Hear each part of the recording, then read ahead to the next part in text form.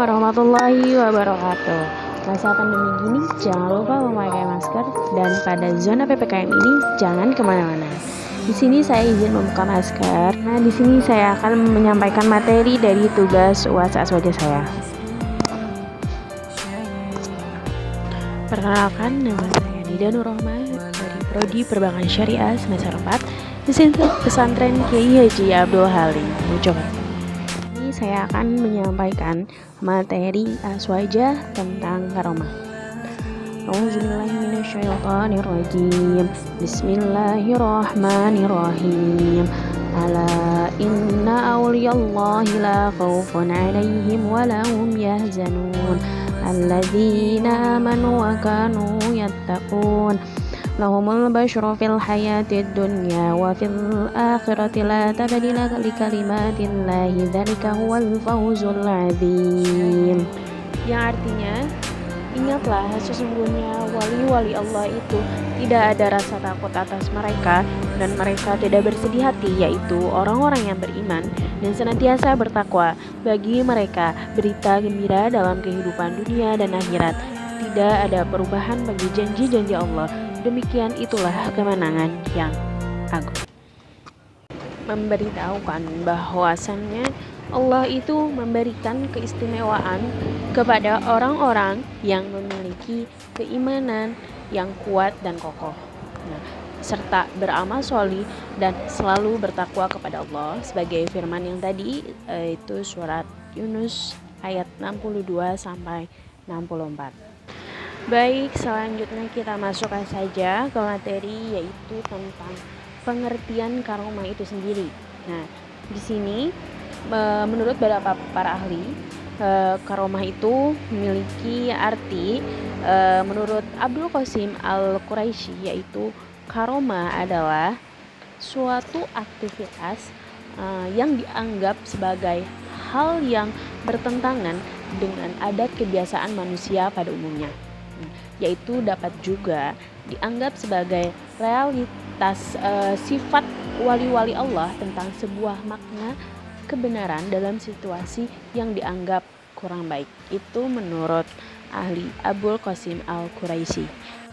Lalu yang kedua, menurut Syekh Ibrahim Al-Bajuri, yaitu karomah memiliki arti sesuatu yang luar biasa yang tampak dari kekuasaan seorang hamba yang telah jelas kebaikannya yang diterapkan karena adanya ketekunan di dalam menjalankan syariat Nabi.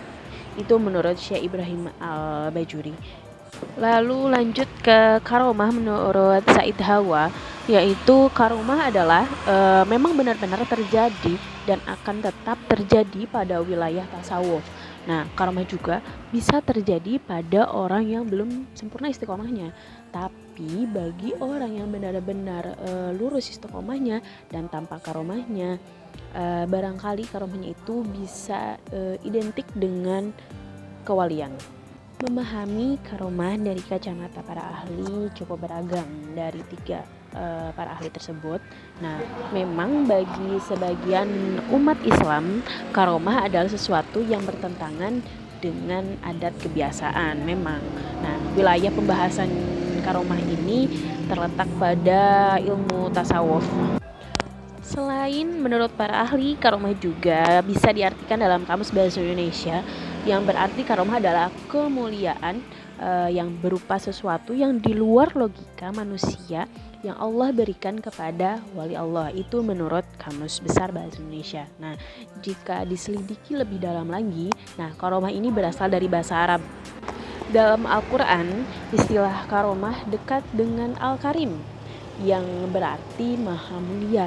Nah, tidak mengherankan jika orang-orang yang mendapatkan karomah adalah mereka yang benar-benar mulia seperti Rasulullah dan para walinya.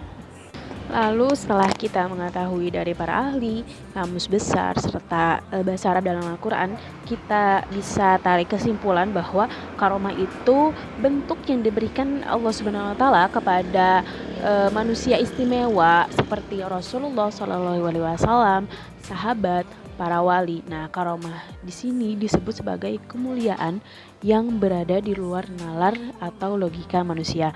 Mungkin itu kesimpulan dari karomah itu sendiri. Nah, lalu perbedaan selanjutnya yaitu para utusan atau Rasulullah itu diperintahkan untuk menampakkan mukjizatnya. Nah, sedangkan pemilik karomah ini tidak diperintahkan untuk menampakkan khariqul adahnya. Nah, bahkan mereka para wali lebih senang menyembunyikan kecuali jika dapat menguatkan syariat. Nah, mungkin kita bisa tahu ya perbedaan dari mukjizat dan karomah itu sendiri jelas sangat berbeda. Lalu muncul pertanyaan, lalu apa bedanya karomah dengan mukjizat? Karena memang sama-sama tidak masuk di akal gitu, tidak dimasuk akal manusia gitu. Nah, di sini ada beberapa perbedaan mukjizat dengan karomah. Yang pertama yaitu mukjizat itu tampak dari seseorang yang diutus oleh Allah Subhanahu wa taala sebagai rasul kepada umatnya. Nah, sedangkan karomah di sini muncul dari seseorang yang mengikuti seorang rasul. Jadi jelas beda ya mukjizat dengan karomah itu sendiri. Nah, lalu perbedaan selanjutnya yaitu para utusan atau Rasulullah itu diperintahkan untuk menampakkan mukjizatnya. Nah, sedangkan pemilik karomah ini tidak diperintahkan untuk menampakkan khariqul adahnya. Nah, bahkan mereka para wali lebih senang menyembunyikan kecuali jika dapat menguatkan syariat. Nah, mungkin kita bisa tahu ya perbedaan dari mukjizat dan karomah itu sendiri jelas sangat berbeda. Nah, lalu setelah itu kita mengetahui bedanya mukjizat dan apa itu karomah, kita harus tahu juga dalil-dalil tentang karomah itu sendiri. Nah, yang bersumber dari Al-Quran, Sunnah, bahkan logika menurut Syekh Abdul Karim, ulama tadi, Muhammad Al-Madaris Al-Baghdadi. Nah, dalam kitabnya Nurul Islam. Nah, di situ ada dalil karomah yang bersumber dari Al-Quran. Di antaranya adalah kisah Siti Maryam alaihissalam, sebagaimana disebutkan dalam surah Al-Imran ayat 37, yang artinya, maka dia Allah menerima dengan penerimaan yang baik, membesarkannya dengan pertumbuhan yang baik, dan menyerahkan pemeliharaan kepada Zakaria. Nah, setiap kali Zakaria masuk menerimanya di mihrab, dia dapat makanan di sisinya. Nah, dia berkata, "Wahai Maryam, dari mana ini engkau memperolehnya?" Dia, Maryam, menjawab, "Itu dari Allah. Sesungguhnya Allah memberi rezeki kepada siapa yang dia kehendaki tanpa perhitungan." Nah, metode penarikan dalil sebuah karomah tersebut adalah bahwa turunnya rezeki di sisi Maryam adalah sebuah atau sesuatu yang khariqul adah atau berada di luar jangkauan manusia dan adat atau hukum kebiasaan. Nah, dan sesuatu yang khariqul adah ini yang terjadi pada pribadi dengan karakteristik spiritual seperti Maryam, maka hal tersebut bisa dikatakan karomah.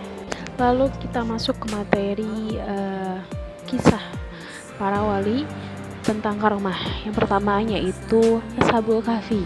Nah, Ashabul Kahfi ini adalah 7 orang pemuda keturunan bangsawan dari Rom yang sangat mengkhawatirkan keimanan. Nah, peristiwa ini terjadi sesudah zaman Nabi Isa alaihissalam.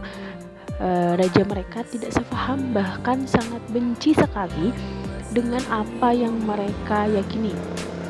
Nah, mereka pun keluar menjauhi kerajaan dan masuk ke dalam gua, lalu tertidur di dalamnya selama 309 tahun. Nah, hal tersebut memang sangat tidak bisa dinalar dengan logika. Nah, itulah yang disebut karomah itu sendiri. Lalu kedua ada kisah Maryam binti Imran radhiyallahu anhu. Maryam ini selalu mendapatkan makanan di mihrab. Nah, padahal Maryam tidak pernah keluar dari mihrab. Nah, kisah ini diabadikan dalam Al-Quran surat Al-Imran ayat 37 yang tadi saya sudah paparkan. Nah, kemudian berdasarkan tafsir dari Kementerian agama Arab Saudi.